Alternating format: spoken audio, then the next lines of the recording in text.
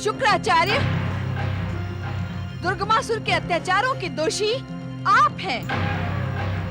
दैत्य जाति के पुनरुत्थान की महत्वाकांक्षा के कारण ही आपने दुर्गमासुर को वेदों पर अधिकार प्राप्त करने के लिए प्रेरित किया, जिसके कारण पृथ्वी लोक का जीवन संकट में पड़ गया है। शुक्राचार्य, देवी पार्वती के प्रश्न का उत्तर दो।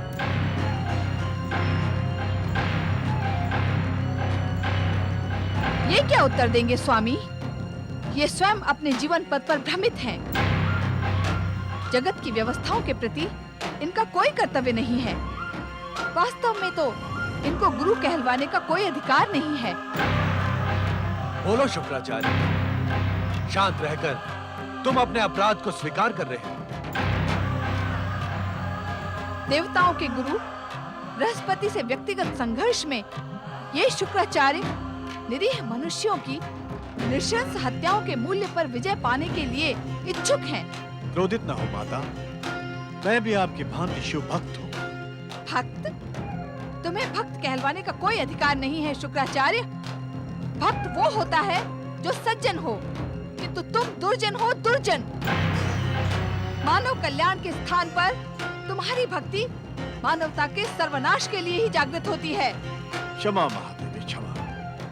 आप मुझ पर मिथ्या आरोप लगा रही हैं। शुक्राचार्य! मैं सत्य कहता हूँ महादेवी। मेरा कार्य विधि के विधान तथा परमपिता ब्रह्मदेव की सृष्टि के अनुकूल है। अपनी बात स्पष्ट कहो शुक्राचार्य। देवादिदेव ब्रह्मदेव ने सृष्टि रचना के विभागों को बांटते समय मुझे दैत्य गुरु के रूप में प्रतिष्ठित किया था। उस स्थापना से तुम्हारे कुकृत्यों का क्या संबंध? संबंध है जगदम्बे, बहुत घनिष्ठ संबंध है। दैत्य गुरु दैत्य जाति को चरम सीमा तक पहुंचाने और दैत्य शत्रु देवताओं के पतन का मार्ग प्रशस्त नहीं करेगा तो क्या करेगा? वो दैत्य गुरु बने रहने का अधिकार नहीं खो देगा। शुक्राचार्य, तुमने मेरे क्रोध को जागृत किया है। ये सहज शांत होने वाला नहीं है। और अब तुम सृष्टि व्यवस्था की नवीन परिभाषा कर रहे हो। नहीं माता, नहीं। मैं सत्य कह रहा हूँ। क्या तुमने दुर्गम को वेदों पर अधिकार प्राप्त करने की प्रेरणा देकर संसार में अज्ञान तथा अंधकार को बढ़ावा नहीं दिया? क्या ये विधि के विधान के अनुकूल है? क्या ये सृष्टि व्यवस्था के अंतर्गत है? शुक्राचार्य, तुम अपने आप को शिव भक्त कहते हो, किंतु तुमने अक्षम्य अपराध किया है, जिसका एकमात्र प्रायश्चित यही है कि तुम दुर्गमासुर को आदेश देकर वेदों को अविलंब मुक्त करवाओ। शुक्राचार्य, सृष्टि के प्रथम दिन से दैत्य हमें अपना आराध्य मानते हैं। आप ही हमारे आराध्य हैं शिव शंकर। तो हम तुम्हें आदेश देते हैं कि दुर्गमासुर को वेदों की मुक्ति का परामर्श दो, अन्यथा दुर्गमासुर के साथ ही साथ दैत्य जाति के सर्वनाश के उत्तरदायी तुम भी होगे। मुझे नहीं लगता स्वामी कि वह दुष्ट अत्याचारी दुर्गमासुर आपकी या अपने गुरु की आज्ञा का पालन करेगा। हाँ भोलेनाथ, बिना यम के घर पहुँचे ये दुर्गमासुर वेदों को मुक्त करने वाला नहीं है। आप उस अत्याचारी दुर्गमासुर को यम के घर पहुंचाने के लिए कुछ करें महादेव। हम ब्रह्म वाक्य की मर्यादा से बंधे हैं ऋषिगण, किंतु हमारी शक्ति रूपिणी पार्वती आपकी प्रार्थना पर ध्यान अवश्य देगी। आप प्रतीक्षा करें ऋषिगणों। जब अधर्मी दुर्गमासुर के अत्याचार चरम सीमा पर पहुंच जाएंगे, तब शिव की शक्ति शिव इच्छा से उस दुष्ट अत्याचारी का सर्वनाश कर देगी।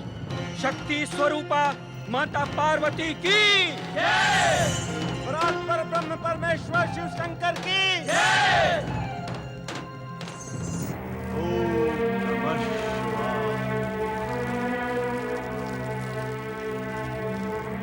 महाबली, महाशक्ति संपन्न वरदानी दैत्यराज दुर्गमासुर प्रकट हो। दैत्य संस्कृति का पुनरुत्थान करने वाले वीर दैत्यराज दुर्गमासुर प्रकट हो। अपने गुरु की कल्पनाओं को साकार करने वाले वीर दैत्यराज दुर्गमासुर प्रकट हो।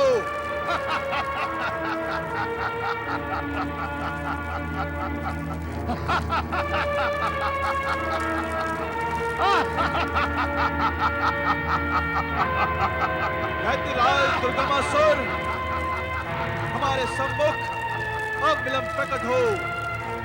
हम तुम्हें एक महत्वपूर्ण विषय पर आदेश देने के इच्छुक हैं। आदेश?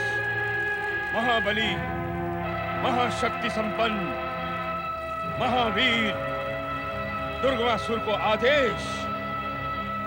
तुम्हारे दुस्साहस की हम प्रशंसा करते हैं शुक्राचार्य, कि तुम अब भी मुझे अपने आदेश की सीमा में बांधने का साहस रखते हो। दुर्गम, क्या तुम भूल गए कि पाताल में पड़े तुम्हारे अर्धमृत शरीर को उठाकर मैंने इस योगी बनाया है? अपने शब्दों को मुझे संबोधित करते समय गरिमा का विशेष ध्यान रखो शुक्राचार्य। तुमने इस योग्य बनाया है नहीं, बनाया था। आज दुर्गमासुर अपने अखंड तप के कारण संसार की समस्त ज्ञान धाराओं का स्वामी है। तुम्हारे जैसे सहस्त्रों गुरु, ऋषि मुनि, दैत्यराज दुर्गमासुर की चाकरी करके सुख पाते हैं।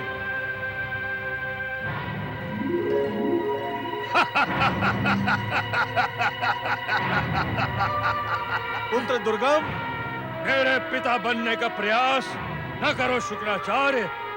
अपनी भाषा की गरिमा और मर्यादा का उल्लंघन न करो। ज्ञान की समस्त शाखाओं एवं वेदों के स्वामी दुर्गमासुर, क्या तुम भूल गए कि तुम्हें देवताओं से बचाने वाला मैं ही था? इतना अहंकार मत कर दुर्गम, यही तुम्हारे पतन का कारण होगा। पतन? दुर्गमासुर का पतन? संसार की इस नव महाशक्ति का पतन? असंभव, असंभव। लगता है तुम मेरे क्रोध के भागी होगे शुक्राचार्य।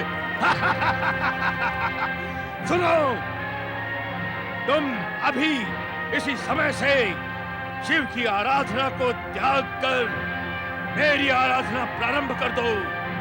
संसार के सभी ऋषि मुनि मेरी आराधना करके सुख भोग रहे हैं। शिव शिव, तुम बात समझ क्यों नहीं रहे हो दुर्गमासुर? मैं तुम्हारे हित की बात करने का इच्छुक हूँ। हित? हमारे हित की बात? हम भी तो सुने। ये दीनहीन दरिद्र शुक्राचार्य हमारे हित की कौन सी बात सुनाने का इच्छुक है? इस प्रकार तुमसे बातें करते मेरी ग्रीवा दुखती है। मेरे जैसे महान, शक्ति संपन्न, विकराल दैत्यराज के दर्शनों में दुख तो उठाना ही पड़ता है शुक्राचार्य।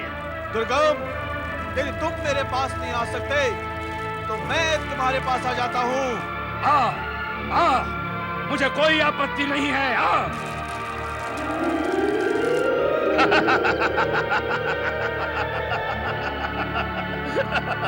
जो भी कहना है अति शीघ्र कहो। मेरा समय मूल्यवान है। मुझे अपने भक्तों को संतुष्ट करने भी जाना है। दैत्यों के आराध्य भगवान शिव शंकर का आदेश है कि तुम वेदों को अपने बंधन से मुक्त करो। तुम्हारा व्यक्तित्व भी बहुत खोखला है शुक्राचार्य। अपने ऋण की हर बात मुझे स्मरण करवाते हो, किंतु ये भूल गए कि चारों वेदों को प्राप्त करने के लिए तुमने ही मुझे ब्रह्मा की तपस्या का आदेश दिया था। अब उस शिव से भयभीत होकर अपने वचनों से पलट रहे हो। शिव का आदेश मानो पुत्र, वो इस संसार की परम शक्ति है। हम सबके स्वामी हैं। परम शक्ति है? इस संसार में मात्र एक ही परम शक्ति है, और वो है दुर्गमासुर, जो तुम सबका स्वामी है। भगवान शिव का आदेश और मेरी प्रार्थना मानो दुर्गम। इसी में दैत्य संस्कृति का हित छुपा है। दैत्य संस्कृति का हित महाबली दुर्गमासुर की भुजाओं और बाहुबल में छिपा है। तुम्हारी प्रार्थना स्वीकार करने का अर्थ है दुर्बल देवताओं को पुनः शक्तिशाली बनाना। ये असंभव है शुक्राचार्य, असंभव। देवता भले कितने बलवान हो जाएं दुर्गम, तुम्हारा सामना नहीं कर सकते। प्रथम बार तुम्हारे मुख से सत्य सुन रहा हूँ शुक्राचार्य। इस सत्य को स्वीकार कर वेदों को मुक्त कर दे दुर्गम, ये शिव इच्छा भी है। शिव शिव शिव, बार बार मेरे सामने उस नंग का नाम न लो। बात करने का बहुत सौभाग्य प्रदान किया है तुमको। और सुनो, मेरा अगला लक्ष्य स्वर्ग लोक है। दुर्बल देवताओं को पराजित कर स्वर्ग पर मैं अपना अधिकार करूंगा और उसके उपरांत तुम्हारे शिव को भी देखूंगा।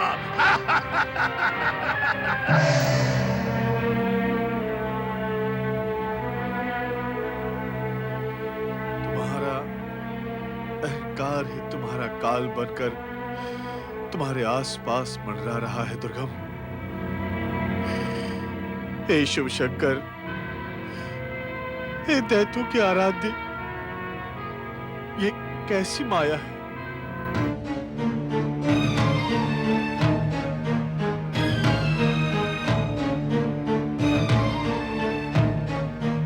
नारायण नारायण नारायण नारायण। देवराज इंद्र की ये सभा सदैव गीत, संगीत और नृत्य से आनंदित रहा करती थी, किंतु आज आप सबकी ये दीनहीन दशा देखकर मैं दुखी हो रहा हूँ। नारायण नारायण। देवर्षि, हमारा उद्धार करें। देवताओं, मैं यहाँ आप सबको आतंकित करने नहीं आया, परंतु ये सत्य है कि दुर्गमासुर अपनी आसुरी शक्तियों के साथ किसी भी समय स्वर्ग पर आक्रमण कर सकता है। देवराज इंद्र की ये सभा में उपस्थित सभी देवताओं, यदि आप इस प्रकार शोकमग्न और आतंकित हो गए तो संसार का क्या होगा? देवर्षि नारद। प्रणाम देवगुरु।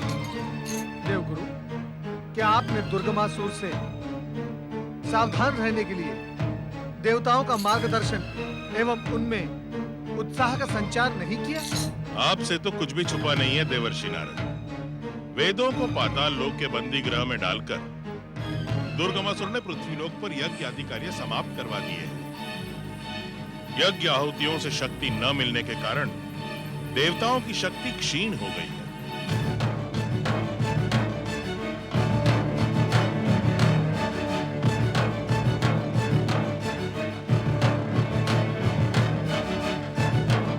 ये तो कटु सत्य है देवर्षि कि दुर्गमासुर के आक्रमण की स्थिति में देवगण उसका सामना नहीं कर पाएंगे। देवगुरु बृहस्पति एवं देवर्षि नारद, इस समय आप दोनों का कर्तव्य है कि स्वर्ग की रक्षा हेतु देवताओं को उत्साहित करना, किंतु आप तो दुर्गमासुर की शक्ति का उल्लेख कर हमें युद्ध से पहले ही हरा देना चाहते हैं। नारायण नारायण। सत्य को स्वीकार ना करना यह बुद्धिमानी नहीं होती देवराज इंद्र। परमपिता ब्रह्मा जी की वरदानी शक्ति के कारण दैत्य दुर्गम एक अजय योद्धा के रूप में उभर आया है। तथा उसके विपरीत यज्ञ शक्ति प्राप्त न होने के कारण देवताओं की चमत्कारी शक्तियां समाप्त हो गई हैं। और इसी कारणवश जब दैत्य दुर्गम स्वर्ग पर आप पहुंचे, उससे पूर्व आप सभी देवता अपने प्राणों की रक्षा करने के लिए स्वर्ग से पलायन कर जाएं, यही उचित होगा।